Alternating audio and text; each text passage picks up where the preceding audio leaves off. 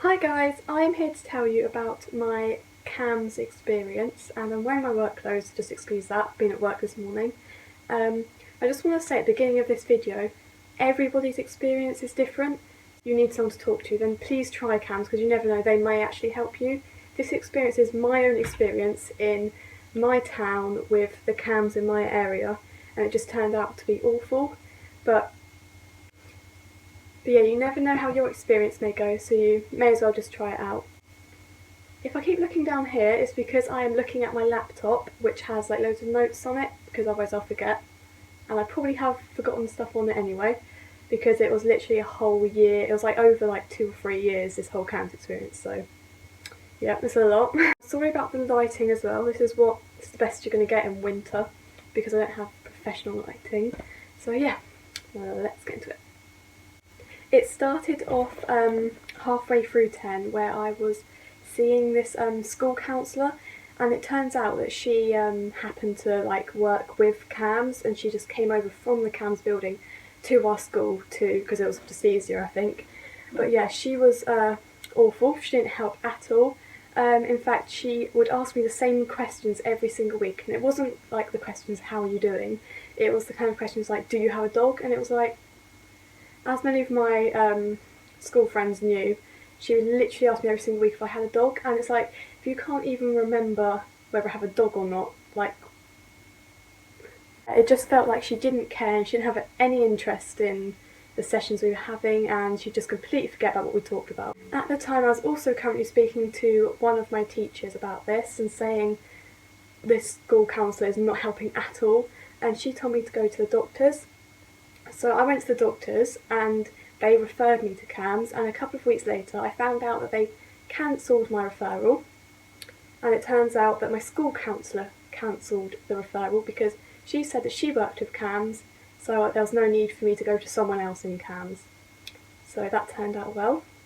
Seeing that school counsellor always put me in a way worse mood than when I went in, so at the beginning of one of my sessions, I just told my head of year that I just don't want to see her anymore. So I just went into session and told her that, and then I saw her again, but like I never had the sessions with her again. So I'm not sure how long after I stopped seeing her it was, but I actually attempted suicide, and for anyone who knows the process, to be discharged from hospital you have to have an appointment with CAMHs.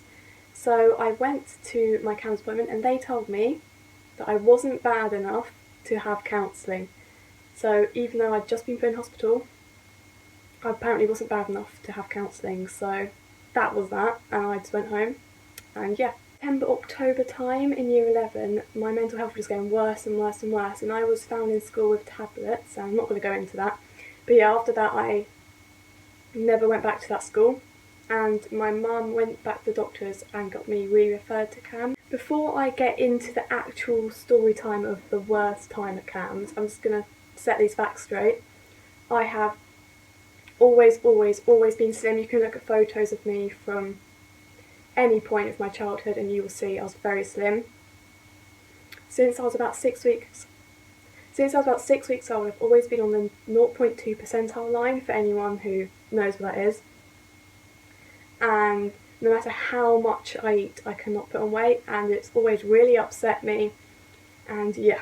On my first appointment at CAMHs, I'm not going to name my counsellor's name, but I'll just go like Emma or something, she decided to take a look at me. She literally looked me up and down. She was like, "You've lost a lot of weight since the last time I saw you." And may I just point out, she never weighed me the first time she saw me, so she had no idea whether I'd lost weight or not. She then decided to weigh me, and she kept trying to tell me I was way too skinny and that I had an eating disorder. One of her ways of trying to help me get over my non-existent eating disorder was to weigh me every single week, and then when I hadn't gained any weight, she would have a go at me. She also made me do food diaries and made me eat about 3,000 calories a day. If I didn't eat 3,000 calories a day, she would also have a go at me. She also decided to stop my CBT and any kind of counselling. At this time I was currently seeing the Yes Project as well, which is another kind of charity counselling service, and she stopped that as well because she said that I was too skinny to concentrate on any form of counselling. Also told me that I needed to be put on bed rest and that if I didn't gain any weight I would need to be put in hospital and tube fed. She was trying to use threats to try and make me eat more and gain weight, which didn't help at all, as no matter how much I ate I still didn't gain any weight.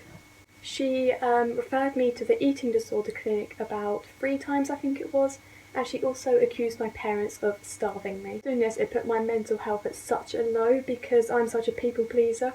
I try my best to literally please everyone, and when I try my best and still can't meet their expectations, that makes me really upset. So when she would have a go at me for not gaining any weight, I'd feel so hopeless because I really honestly couldn't do anything about it.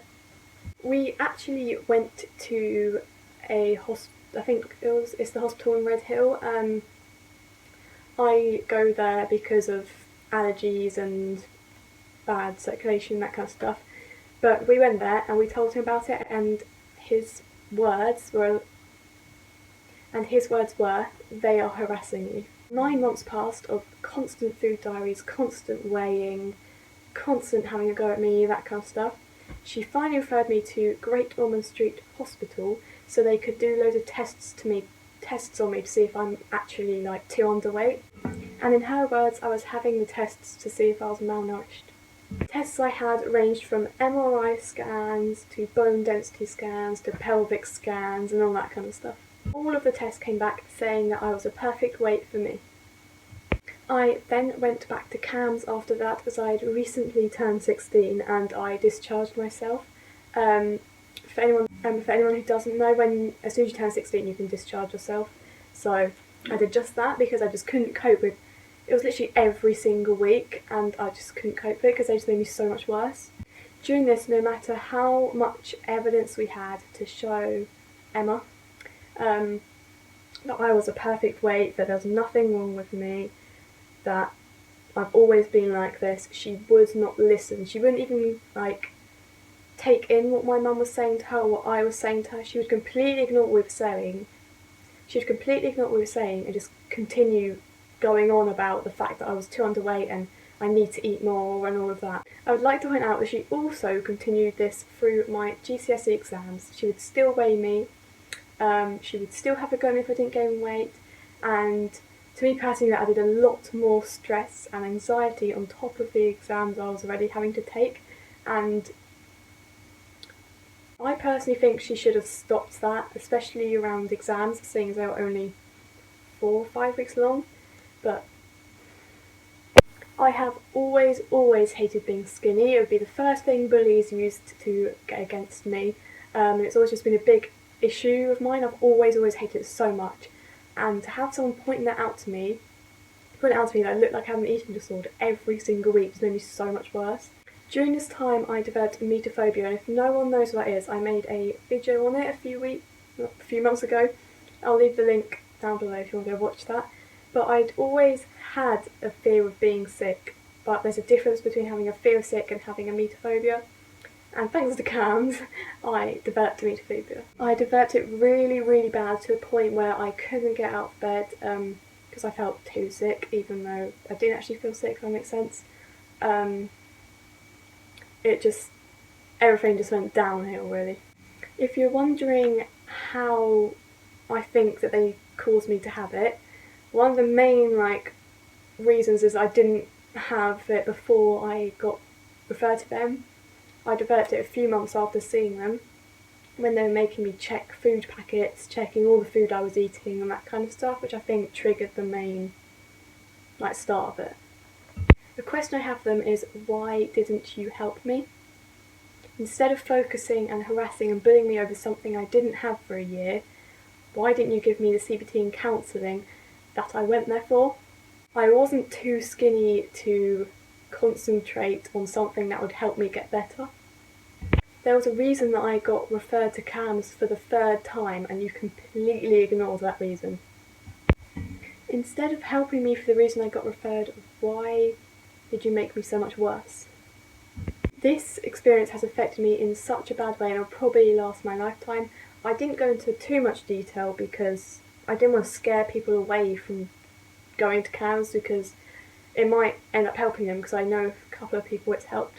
So thank you guys for watching. I'm sorry I didn't go into too much detail. If you want to know more, please message me on Twitter or something and I will tell you. But yeah, thanks for watching. I hope you enjoyed, and yeah, see you next time. Bye!